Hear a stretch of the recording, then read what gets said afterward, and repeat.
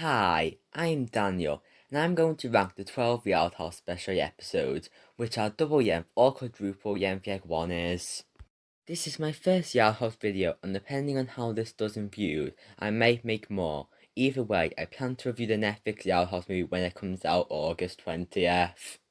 I don't really have any more to say, so I'll just start the ranking. 12. Kings of the Khan.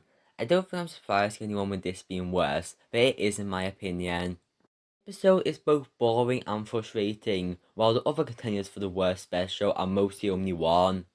Kings of the Con does nothing with the convention setting, and only used it for story reasons, which makes the immediate episode feel very empty. Biggest point with the episode is I can't decide whether the audience is supposed to be sympathetic for Incan Orchid or not.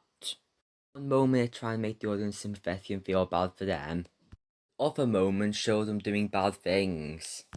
The ending they need to decide this as well. Kings of the Con is an awful episode for all its problems. Yevon Skjold, not only is this the end for a TV movie, but they also have the yard say about it, so this section will be young and also include spoilers. To start off with the good, I like how the show is going up with the audience with characters aging in season 5, and Nia Cypher is good, having a start saying more words than usual. The story is okay. I don't like how much her stupidity have been cranked up, but some of the comedy is good. However, the rest of the episode really isn't good. The side plot with Yink and Fengu somehow makes these characters worse when they were already the worst part of season 4, and I way prefer just Yink and Clyde. Here they can't do basic tasks without Yink and Yeading. Some make sense like the food trading arrangement not working without Yinkin, but some are way too extreme, like how they can't figure out how to sit on the bars. How did they ever function without him? The message of Yori's plot doesn't work because the rooms have genuine problems like being filled with sand and being too quiet to eat. I would have made the issues mild and have Yori realize she was just having trouble adjusting to a new place, but apparently you should get used to living in a fjord which is literally flooding. Finally, I say finally of story left in this segment. Lincoln's story starts off as him trying to move to the same class as friends. The teacher decides to move him to school in Canada, which is portrayed like something he can't stop, but he has to wake up at 4 a.m. to go there. Couldn't his parents have a say in stopping that? Canada portrays so stereotypically it's offensive, because the cold is really extreme and every school lesson is hockey.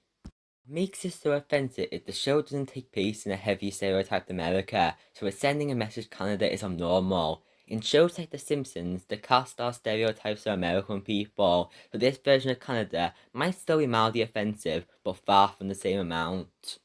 Spends most of the episode's second half trying to get expelled, but fails, and eventually accepts that he'll deal with the adjustment, but he gets banned from Canada for not wanting maple syrup. This is simultaneously a Deus Ex Machina, an unfunny Canada joke, and it goes against the message the episode is trying to preach, even though that message itself is already bad. The episode had lots of potential, especially in the scene where Yinka and Yorin yearn from each other, which out of context is a great scene, but both are in situations which shouldn't be something to adjust to. Consider giving a full review to this when it came out for how much it had to say about how bad it is. They ended up not doing it. This segment is the same yen for some of my older reviewers. The writing of this episode is so awful of all the logical problems I pointed out, and the bad message which contradicts itself. My other segments rated is short, it's just that one dragged out a lot. 10. The Yardest Thanksgiving. Not a bad episode, mostly for how boring and forgettable this is, while I just said a yacht about Skjold. Two families are really obsessive over Yuri and Bobby, and trying to steal one from another family. You feel like one created character, and this is missing a yacht of Yinkin and Vonian having a narration. Yip is the narrator, but it doesn't feel the same, even though it's probably the highlight here, for showing a more positive side to him than we usually get. So you know the other character Fiona vibes when Yip is the reasonable one.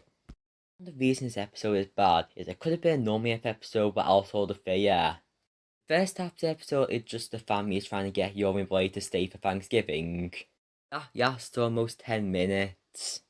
I'm really loud music. This is the most mixed I feel on a special. It does a lot good and bad. Like how has a different character be the protagonist, and Yuna's one of the better sisters with mostly great episodes. However, Second half of the episode tries to tell a message about how the media changed people to be popular, but to do that it uses the biggest strawman characters to portray the argument. Music is also mixed, because the episode's first half is mostly giving your character a different song in a different style, where some are good like Yuan and Yana's, but some aren't like Yin and Yusi's. I would have a point with all these back-to-back songs, but the episode explained its unit imagination trying to decide a genre of music for a song, which is actually a great way to do a musical episode. It's not characters randomly suddenly bursting into song, no other episodes do that. So the other songs. What if I done the best song in the episode? Best thing ever is good, but I dislike how it presents that style of music as universal genre. It's out and what everyone wants are pretty good. Changing Unit is the worst proper song in the episode. Definitely one of Unit's weaker episodes, but it's okay and way above the bottom 3. It's also way above the top 8. 8. Tripped. I don't have much to say about this. It's a good episode for how fun it is, but the plot is what you expect from a Yalto special. Road trip goes wrong and every Yal gets at least one moment. For what it is fine. It's very serviceable. 7. Camps. Yao family goes camping and treasure hunting, and you can practically guess what happens here. It is good, but very beyond to discuss for the most recent special. Like Tripped, it's very serviceable. 6. Ghosted. How come camp came right after the two most unique specials? This says a massive no to the usual realism of the show's universe, by having ghosts be real.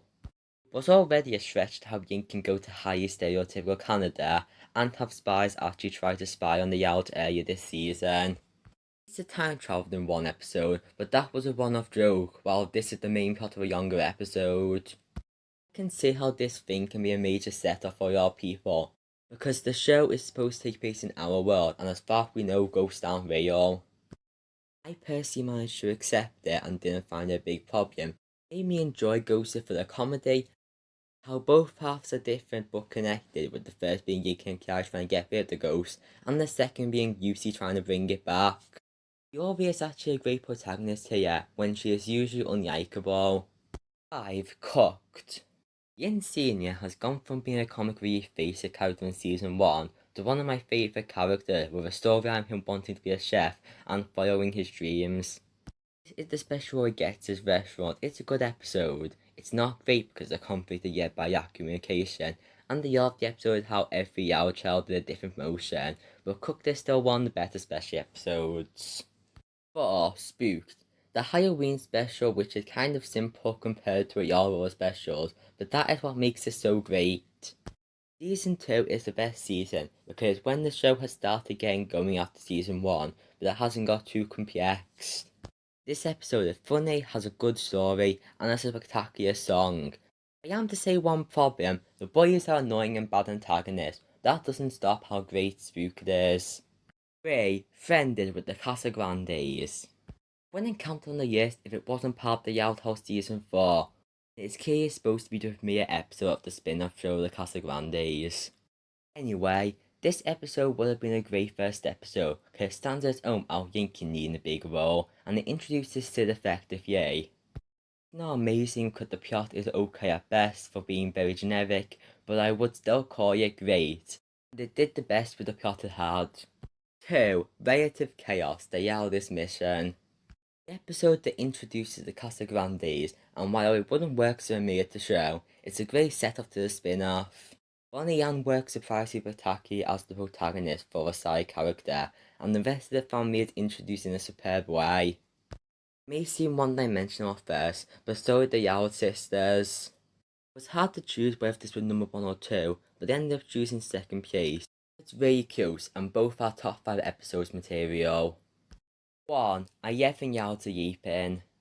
Amazing Christmas special and season 2 premiere, having a great Christmas feel and continuing what the first season does, but expanding on it by showing the parents' face, which was a weird choice at first, but now it's hard to think there was a time where they didn't show their face.